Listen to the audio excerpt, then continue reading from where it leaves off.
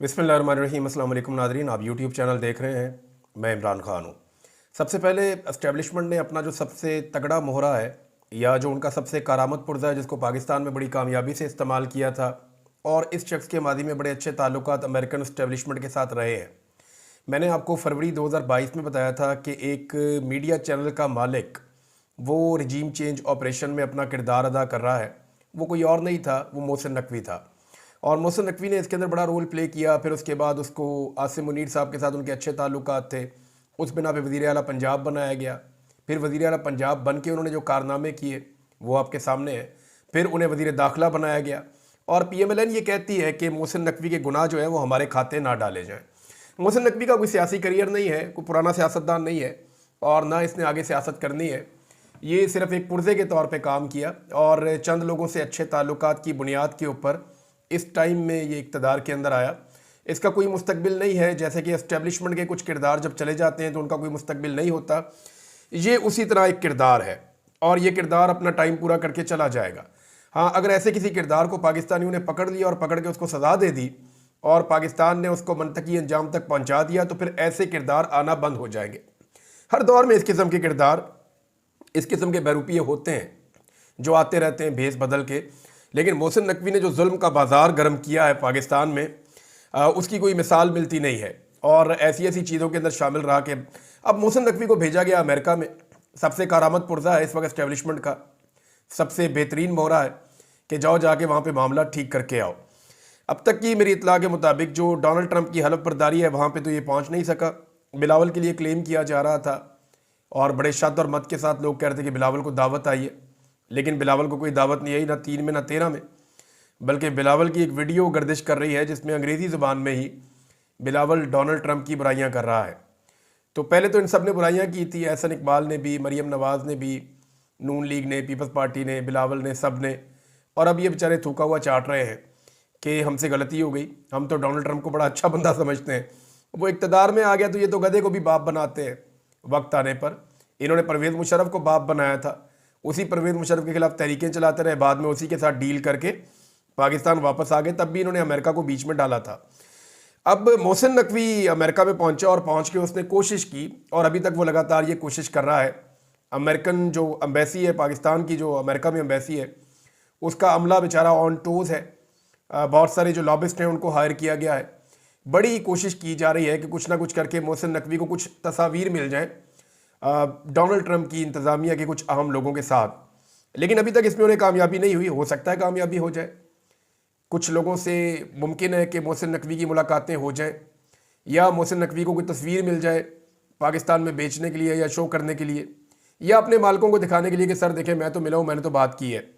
बहरहाल वो वहाँ पे अभी तक बहुत कोशिश कर रहा है, अभी तक उसे किसी किस्म की कामयाबी नहीं मिली। हाँ, कुछ चीज़ें ऐसी हैं जो मोहसिन नकवी ने की हैं जहाँ से पाकिस्तान के लिए घबराने की बात शुरू हो जाती है। यानी यूके के साबिक एक प्राइम मिनिस्टर को मिला मोहसिन नकवी वहाँ पे, ये तो आपको मिल जाते हैं जहाँ पे भी आप मिलना चाहें। और कोई साबिक यूके के जो लोग हैं उनको मिला इधर उधर साबिक वज़ीर आज़म के साथ।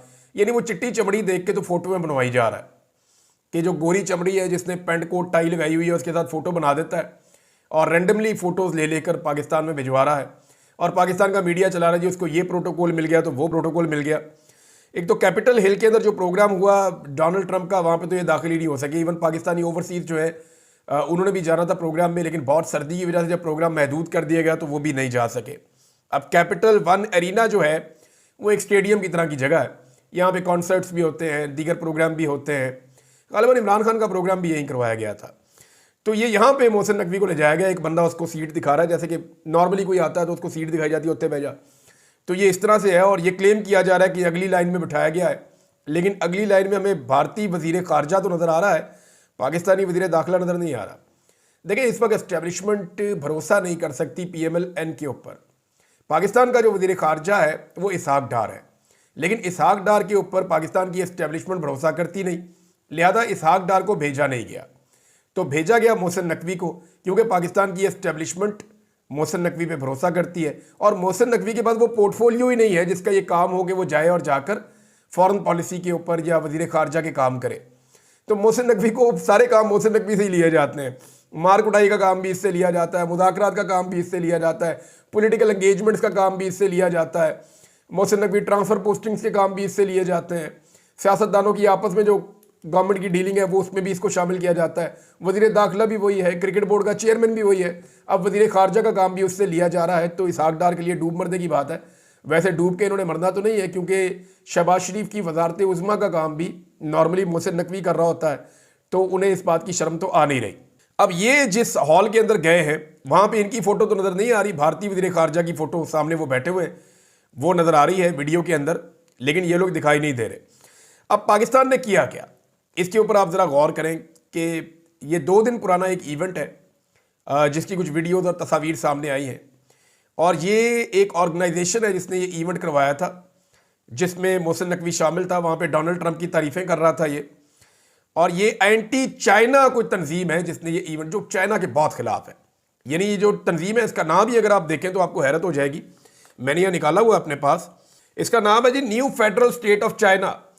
ये एक एंटी चाइना तंजीम है, पीछे इनका नाम भी लिखा हुआ है new federal state of China. वहाँ पे जनाब मोहसिन नकवी खड़ा होकर गोरी चमड़ी के साथ जो है वो हाथ शाथ मिला रहा है। एक तंजीम का इवेंट है जिसमें वो डोनाल्ड ट्रंप की तारीफ़ें कर रहा है और वहाँ से वीडियो डाल के क्लेम कर रहा है कि पता नहीं डोनाल्ड ट्रंप सामने बैठ के सुन रहा है। तो ऐसी कोई बात नहीं है, ये एंटी चाइना तंजीम है। इसके अंदर मोहसिन नकवी क्यों गया इसको ज़रा समझें।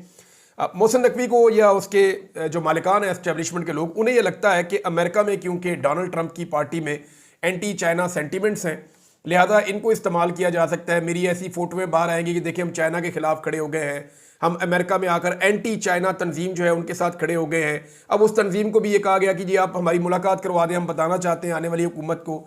तो ये इस किस्म की इन्होंने गेम डालने की कोशिश की है। इन्हें बेवकूफ़ों को ये पता नहीं है कि दुनिया की पॉलिसी तो बदल रही है ट्रंप के आने के बाद। यानी ये तो ब्लॉक्स की बात कर रहे हैं ना, यानी दुनिया 2 ब्लॉक्स में तकसीम हो जाती है ना, चाइना का ब्लॉक है, एक अमेरिका का ब्लॉक है, तो ये ब्लॉक्स की सियासत होती है। लेकिन ये ब्लॉक्स की सियासत तब होती है जब डेमोक्रेट्स आते हैं।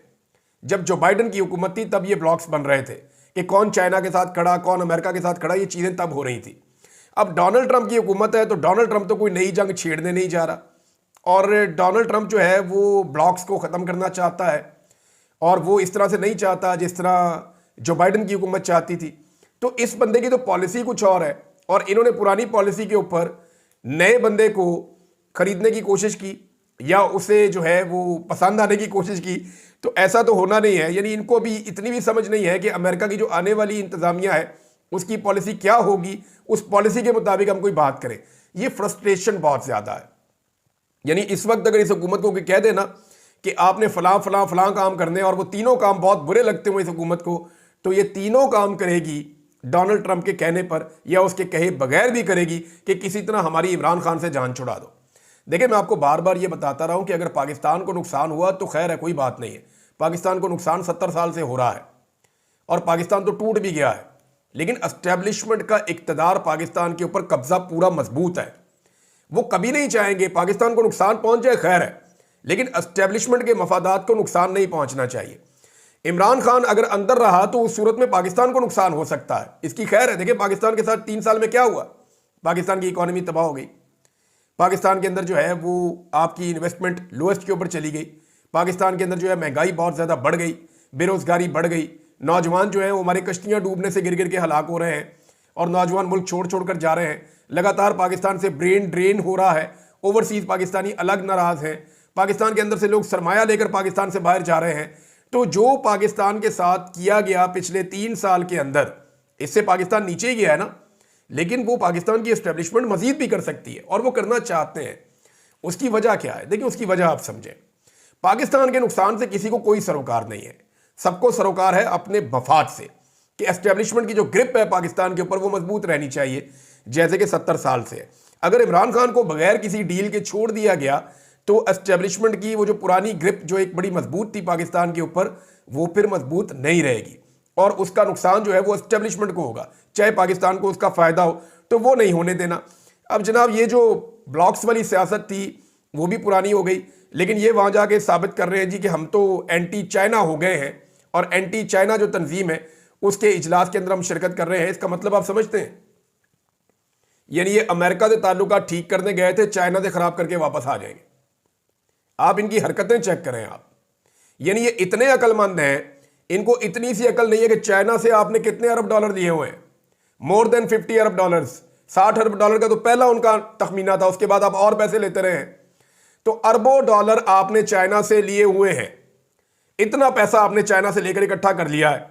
अभी भी आपके रिजर्व के अंदर जो पैसा पड़ा हुआ है उसके अंदर चाइना का पैसा है, और आप अमेरिका में जाके अमेरिका को खुश करने के लिए चाइना को नाराज कर रहे हैं। यानी एक सुपर पावर को खुश करने गए हैं, उसको खुश कर नहीं सके और दूसरी को नाराज करके आ गए। ये जनाब इनके हालात हैं। अब ये फ्रस्ट्रेशन है, ये बहुत ज्यादा परेशान है, और परेशान क्यों है वो मैं आपको बता देता हूं। बेचारा फोटो के लिए भाग रहा है आपका वजीर दाखिला, अल्लाह करे उसे कोई फोटो मिल जाए। लेकिन एस्टेब्लिशमेंट की ये आखिरी उम्मीद है और ये आखिरी कोशिश है कि अमेरिका से उन्हें कोई कामयाबी मिले, लेकिन फिलहाल उन्हें कोई कामयाबी नहीं मिल रही। बिलावल तो गया ही नहीं अमेरिका। अब हुकूमत और एस्टेब्लिशमेंट के लिए बड़ी मुसीबत यह है कि अगर तहरीक इंसाफ ने एक नई तहरीक शुरू कर दी तो फिर क्या होगा? अदम इस्तेहकाम पाकिस्तान में बढ़ता जाएगा। देखिए, पाकिस्तान के अंदर पहले ही इस्तेहकाम नहीं आ रहा, और सियासी इस्तेहकाम के लिए पाकिस्तान तरस गया है। सारा कुछ करके देख लिया, पाकिस्तान में सियासी इस्तेहकाम पैदा नहीं हो पा रहा, क्योंकि जब आप एक बड़े लीडर को माइनस करने की कोशिश करते हैं तो सियासी इस्तेहकाम कैसे आएगा? वो नहीं आ सकता, वो आएगा ही नहीं। दूसरी, पाकिस्तान के अंदर इस वक्त अदलिया में एक बहरान चल रहा है, और ये भी कंट्रोल से बाहर होता जा रहा है। वो बहरान की तरफ मैं अभी आता हूं, आपको उसकी तफसीलात बताता हूं। तीसरा, पाकिस्तान के अंदर एक अमन व अमान का बहरान है। दहशतगर्दी के वाकयात बढ़ते चले जा रहे हैं, लगातार शहादतों की इतला आ रही है, हालात कंट्रोल नहीं हो रहे दो बड़े सूबों के अंदर, यानी खैबर पख्तूनख्वा में भी और बलूचिस्तान में भी।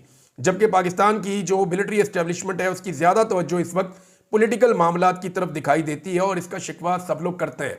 पाकिस्तान तहरीक इंसाफ बार बार ये बात करती है। एक बड़ा मसला जो इमीडिएटली इनको दरपेश है वो ये है कि ओवरसीज पाकिस्तानियों से बार बार राब्ता करके ये कहा जा रहा है कि आप किसी तरह भी, चाहे पाकिस्तान की एस्टेब्लिशमेंट है या हुकूमत है या पाकिस्तान की एम्बेसी है अमेरिका में, ये सब लोग बार बार राब्ता करके ये कह रहे हैं, और मोहसिन नकवी इसके लिए पूरा जोर लगा रहे हैं कि जो कांग्रेशनल ब्रीफिंग हो रही है, और ये आज होगी, और अभी जब मैं आपसे बात कर रहा हूं तो अमेरिका में अभी तो रात है, लेकिन जब दिन चढ़ेगा तो फिर वहां पे ये कांग्रेशनल ब्रीफिंग होगी अमेरिका में।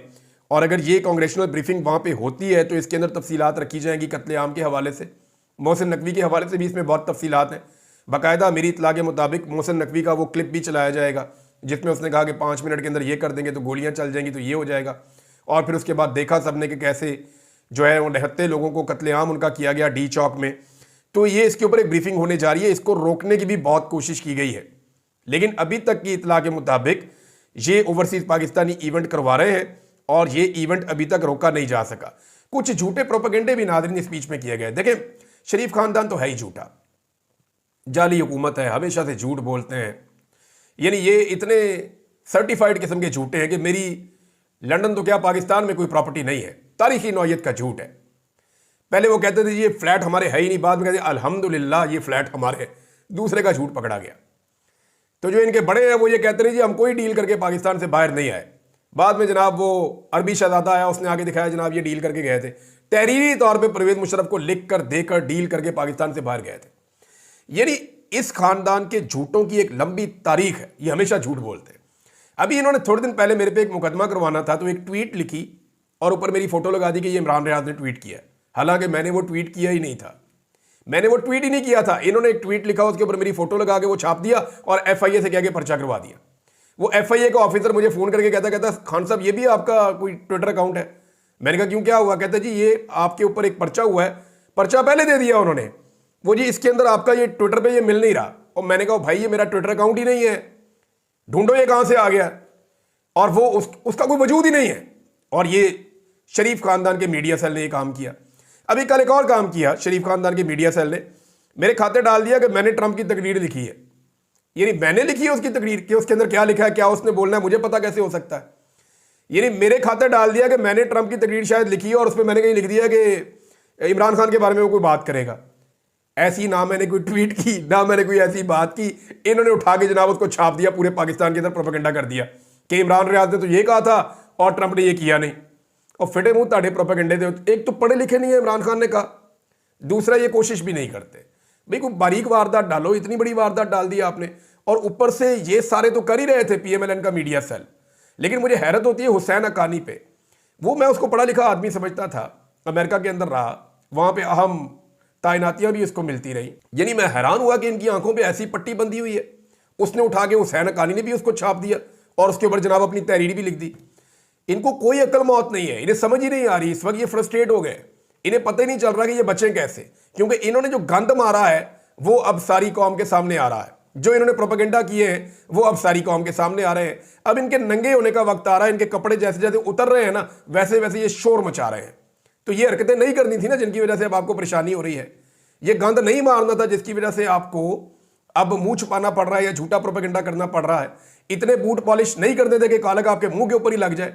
बहरहाल इनकी मर्जी है। और ये प्रोपेगेंडा इन्होंने एक और किया, और जिसका स्क्रीनशॉट लगाकर किया वो इन्होंने किया siyaasat.pk का एक स्क्रीनशॉट लगाया था जाली बनाकर। वो siyaasat.pk ने ही सबसे पहले दिखा दिया कि जनाब मुंह तो होके आओ, ये आपने झूठ बोला है, आपको शर्म आनी चाहिए। यानी अब इनके ऊपर अगर मैं जाके वहाँ केस कर दूँ हुसैन हक्कानी पे अमेरिका में, या मैं वहाँ पे एक वकील लेकर इस पर केस कर दूँ, तो फिर ये कहाँ जाएगा? इसको माफ़ी लिखनी पड़ेगी ना वहाँ पे। शर्म भी नहीं आती इनको। पता नहीं इतनी उम्र हो गई है, इतना टाइम गुजार दिया, फिर भी इनको पता नहीं चलता। ये सठियाए हुए बाबे हैं, कुछ पाकिस्तान में भी हैं, कुछ पाकिस्तान के बाहर भी हैं। और ये इमरान खान के बुक्स के अंदर तकरीबन नीम पागल हो चुके हैं। कुछ पाकिस्तान में लगे फिरते हैं पागल, दीवारों को देखते हैं, खंबे गिनते हैं, हैरान परेशान फिर रहे हैं। कुछ पाकिस्तान के बाहर फिर रहे हैं। अब नाजरीन एक और कुछ पागल होने वाले हैं, बहुत जल्दी अपनी सीटों से उतरेंगे। ये भी बाकी ज़िंदगी पागलपन की तरह गुजारेंगे। और कुछ जो हाल ही में अपनी सीटों से उतरे हैं उनका पागलपन तो मैंने देख भी लिया और मैंने सुन भी लिया कि बेचारे आजकल दवाइयाँ खाते हैं, उनको नींद भी नहीं आती। अच्छा नाज़रीन, पाकिस्तान तहरीक-ए-इंसाफ ने एक और इंकशाफ किया है, आपको हैरत हो जाएगी। आपको याद है नवाज शरीफ ने सबसे ज़्यादा प्रोपेगेंडा पाकिस्तान आने के बाद किया था, जब ये पहले पाकिस्तान वापस आया था मुशर्रफ से डील करके। तो इन्होंने सबसे बड़ा प्रोपेगेंडा किया था कि पीसीओ जज नहीं होना चाहिए, पीसीओ जज से ये बहुत नफरत करते थे। अब पाकिस्तान तहरीक-ए-इंसाफ ने एक फैक्ट बयान किया है कि जो रिटायर्ड जजों को इन्होंने ट्रिब्यूनल में लगाया ना कि धांधली वाली सीटें हमारे हाथ से जाएं ना, उनमें लाहौर में जो है ना, पंजाब में इलेक्शन कमीशन ने धांधली के खिलाफ मुकदमात एक ऐसे शख्स को सौंपे हैं जो पीसीओ के तहत हाई कोर्ट का जज बना था, अंदाजा करें आप। और उसकी तकर्री को सुप्रीम कोर्ट ने कलअदम करार दे दिया था। यानी ये तो रिटायर्ड जज भी आप इसको नहीं कह सकते जिसने पीसीओ के तहत हलफ उठाया था। मुशर्रफ के पीसीओ के तहत उन्हीं लोगों ने हलफ उठाया था जो एस्टेब्लिशमेंट के बहुत करीब थे, मिलिट्री एस्टेब्लिशमेंट के करीब थे। वो सारे के सारे जज बन गए थे। अब वो तब फारग हो गए थे। उनमें से भी एक को इलेक्शन कमीशन ने उठा के, एस्टेब्लिशमेंट के बहुत करीब है, इसको जो कहेंगे वही करेगा, उसको उठा के ट्रिब्यूनल लगा दिया। इस तकरीर के खिलाफ सलमान अकरम राजा की पिटीशन हाई कोर्ट में फुटबॉल बनी हुई है और कोई जज फैसला नहीं दे रहा। एस्टेब्लिशमेंट का दबाव हो तो जजों के लिए जरा मुश्किल हो जाता है। अब इस वक्त पाकिस्तान में ना सुप्रीम कोर्ट ऑफ पाकिस्तान का बहरान बहुत शदीद हो गया और इस बहरान के अंदर जजेस बज़ाहिर दो हिस्सों में तकसीम हो गए हैं। जजों की जो एक अक्सरियत है यानी अकलियत है, वो 26वीं आईनी तरमीम से फ़ायदा उठाने वाले हैं। यानी जजों की एक तादाद ऐसी है जिन्होंने 26वीं आईनी तरमीम से फ़ायदा उठाया है। और दूसरी जजेस की जो अक्सरियत है वो उन जजेस की है जो 26वीं आईनी तरमीम से मुतासर हुए हैं। ये जो पहली किस्म के जजेस हैं जो 26वीं आईनी तरमीम से फ़ायदा उठा चुके हैं, ये मुकम्मल तौर पर हुकूमत और एस्टेब्लिशमेंट के कंट्रोल में है और हर वो मुकदमा जिसमें हुकूमत या एस्टेब्लिशमेंट को परेशानी हो, ये अपनी तरफ ले जाते हैं और उसमें हुकूमत और एस्टेब्लिशमेंट को उस परेशानी से निकालते हैं। यानी एस्टेब्लिशमेंट ने, हुकूमत ने जज काबू कर लिए हैं। दूसरी तरफ और ऐसे ही जज मजीद लाए जा रहे हैं हाई कोर्ट्स के अंदर, हर जगह के अंदर। इस वक्त जो भर्तियाँ हो रही है ना, याद रखिएगा नाज़रीन, अब जो भर्तियाँ हो रही हैं अदालतों के अंदर, वो एस्टेब्लिशमेंट ने इस लड़ाई में एक चीज़ सीखी है कि जज पूरी तरह कंट्रोल में होने चाहिए। अब जितनी नई तकरीरियाँ हो रही हैं हाई कोर्ट्स के अंदर, वो तमाम वो जज लाए जा रहे हैं जो प्रो एस्टेब्लिशमेंट होंगे, जो एस्टेब्लिशमेंट की बात मानेंगे और सियासतदानों की बात नहीं मानेंगे। तो इसमें एस्टेब्लिशमेंट ने ये सीखा कि जज काबू में हो तो पूरा निज़ाम काबू में आ जाता है। अच्छा, दूसरी तरह के जो जजेस हैं, ये जजेस कह रहे हैं जी इंसाफ और कानून होना चाहिए पाकिस्तान में, और अदलिया की जो खोई हुई स्पेस है, जो छिन गई है, वो उसकी वजह से खाइफ हैं और वो वापस लेना चाहते हैं। जैसा कि मंसूर अली शाह साहब वगैरह हैं, आयशा मलिक हैं, बाकी जजेस हैं। अब एक बात पाकिस्तान की हुकूमत और एस्टेब्लिशमेंट को जो समझ नहीं आ रही, ये बड़ी खौफनाक चीज़ है। इन्हें इस बात का पता नहीं चल रहा कि जिन जजेस को, जो कंप्रोमाइज जजेस लेकर आते हैं, ये अपने थोड़े थोड़े काम तो उनसे ले लेते हैं, लेकिन 90% काम तो उन्होंने पब्लिक के करने होते हैं। तो वो जो कंप्रोमाइज जज होता है, जो आपके लिए गलत काम करेगा, वो अपने लिए क्यों नहीं करेगा, बाकियों के लिए क्यों नहीं करेगा? तो पूरी की पूरी अदलिया ही कंप्रोमाइज हो जाती है। फिर वहाँ पे जो है वो फैसले कंप्रोमाइज होते हैं और लोग अपने अपने मफादात वहाँ से हासिल करते हैं। तो इस तरह ओवरऑल मुल्क के अंदर से इंसाफ का निज़ाम कमज़ोर हो जाता है।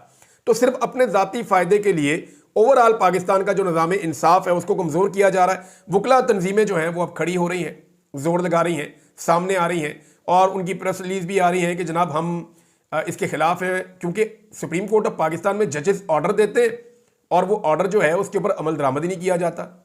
जजेस ये कहते हैं कि हमारा बेंच दोबारा इस तारीख को बैठेगा और ये केस सुनेगा, उस तारीख को वो उनका केस ही नहीं लगता, जब दिल करता है बेंच तब्दील कर दिया जाता है। तो अब कम से कम जजेस ने भी ये बात की और बात बड़ी इंटरेस्टिंग है, जिसमें जजेस ने कहा कम से कम ये तो हुआ कि 26वीं आईनी तरमीम का मुकदमा लगा, अब वो भी आईनी बेंच के सामने लगा है, लेकिन तमाम लोग अब ये कोशिश करेंगे कि वो फुल कोर्ट के सामने आए। जस्टिस मंसूर अली शाह साहब बज़ाहिर डट गए हैं और अगर वो ऐसे ही डट कर खड़े रहे तो फिर आप याद रखिएगा कि अदलिया का बहरान भी हुकूमत से और एस्टेब्लिशमेंट से कंट्रोल नहीं होगा। और एक चीज़ आप और याद रखिए कि असेंबली में इस वक्त पाकिस्तान तहरीक इंसाफ जो टफ टाइम दे रही है, इसके बाद वो एक नई तहरीक शुरू करने जा रहे हैं। इमरान खान साहब ने जेल में इसके लिए पूरा मनसूबा बनाया था और वो जानते हैं कि कब तहरीक शुरू करनी है और किस तरीके से करनी है। और हुकूमत पाकिस्तान तहरीक इंसाफ के मुतालबात से डर के पीछे हट रही है। अगर हुकूमत ऐसे ही पीछे हटती गई तो फरवरी में आप एक नई तहरीक शुरू होते हुए देखेंगे। और अगर बैरूनी दबाव बढ़ता गया तो फिर इमरान खान साहब को ज़्यादा देर तक अंदर रखना भी मुमकिन नहीं रहेगा। अब तक के लिए इतने, अपना ख्याल रखिएगा, अपने इस चैनल का भी। अल्लाह हाफ़िज़।